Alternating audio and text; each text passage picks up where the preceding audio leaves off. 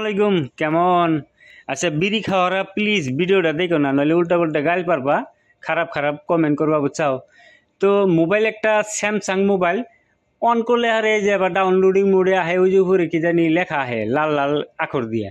তো এই টাইপের মোবাইল দেখে হেরাইতা মানে কি বিড়ি খাওয়ারা কাস্টমারকে কয় যে না এটা প্রোগ্রামিং করা লাগবো F64 বক্স নাকবো ট্যাহ নাকবো 2500 3000 3500 তো আজকে সিম্পলি দেখামু সব মোবাইল অটো ডাউনলোড মোবাইলে যে প্রোগ্রামিং করুন না কেনা তার বাস্তব উদাহরণ বা বাস্তব সাক্ষী এটাই তো ফার্স্ট অফ অল মোবাইলটা আমরা এই যে স্যাম FW2 কানেক্ট করে এটার মডেল নাম্বারটা কনফার্ম করুন স্যামসাং A33 5G তারপরে ওই হিসাবে এটার লেটেস্ট ফাইল ডাউনলোড করুন ফাইল ডাউনলোড করে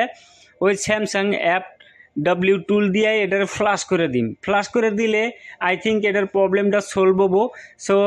ফ্লাশ ফাইল ডাউনলোড হয়েছে ফাইলটা এক্সট্রাক্ট করুম এক্সট্রাক্ট করার পরে আবার টুলে যাবো টুলে যে হেরে ফাইলটি অ্যাড করুম অ্যাড করে হেরে ফ্লাশ করে দিম আর স্যামসাংয়ের যত মোবাইল আছে এই মোবাইলগুনা ফ্লাশ ফাইল আর ফ্লাশ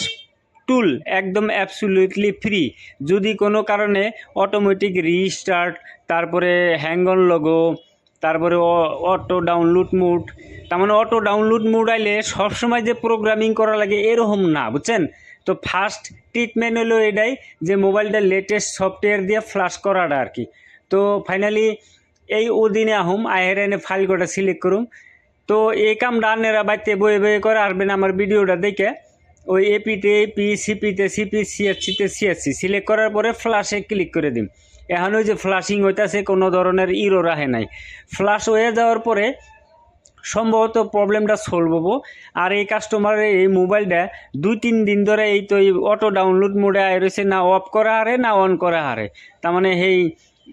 এমন বেজাল পাচ্ছে না সুইচ অফ হয় না অন হয় তো জায়গা গুলুমুলু করতে করতে কেউ স্থান দিবার নিকা সাহস নাই সার্ভিস সেন্টারে নিয়ে গেছিলো সার্ভিস সেন্টারে কইছে যে এটার মাদারবোর্ড চেঞ্জ করা লাগবো হুই না হেরা মাথা গরম 1-1.5 টাকা খরচ করিয়া সার্ভিস সেন্টারে যাই আবার ঘুরে আইছে ঘুরে এরা আশেপাশে শুনছে যে এনে মানে কার্বগুলো নিলে ভালো হবো তারপরে আমার হাতে যোগাযোগ করছে পরে বললাম যে নিয়ে আহেন মোবাইল ঠিক করে দিয়ে আর কি অসুবিধা নাই যদি কেউ খুলে নষ্ট না করে থাকে বা আগের কন্ডিশনে থাকে তাহলে ঠিক করা হরম তো ব্যবসাটা বহুত আশা করে আমার বগুলো আইছিল ব্যবসাটা বগুলো বই উঠেছে করলাম যে অল্প বহেন ভাই তো জিজ্ঞাসা করলাম কইলো যে না বাবা কথা মোবাইলটা 3 দিন ধরে এমনি কন্ডিশন আছে করলাম যে অল্প চার্জ টাচ করছিলেন কি কয় না করলাম তাহলে হয়তো চার্জ টাচ কম থাকা হারে আমি একবার চার্জে বহে থইলাম তা হে একই 0.2 চার্জ নেয় 0.2 চার্জ নেওয়ার পরে তো ওটা তো জানেনি 0.2তে কোনো কামও না তো এর মধ্যে কাহিনী হচ্ছে কি ফ্লাশিং ডান এখন চার্জিং লগও দেখাইছে মানে ব্যাটারি ল থাকা লাগে তার কারণ 3 দিন ধরে বহা আছে মোবাইলটা ঠিক আছে তো এখন 0% আছে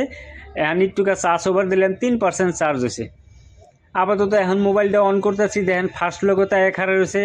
অটো ডাউনলোড মোডটা আহে নাই তাই এর অর্থ এটাই যে মোবাইলটা যেটা প্রবলেম আছিল সম্ভবত সলভ হয়েছে তো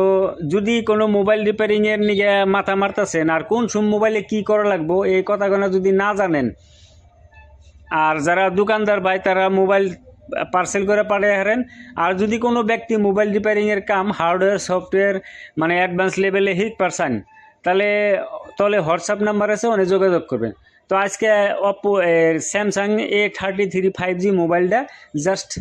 অটো রিকভারি মোড আসাল সিম্পল ফ্লাশিং এটার প্রবলেম সলভ হইলো বিড়ি খাওয়া বগুলে গেলে তো এটা 3-3.5 টাকা নিতই আরামসে তাছাড়াও এটা সার্ভিস সেন্টারে থেকে ঘুরে হয় না মোবাইল তো দেখেন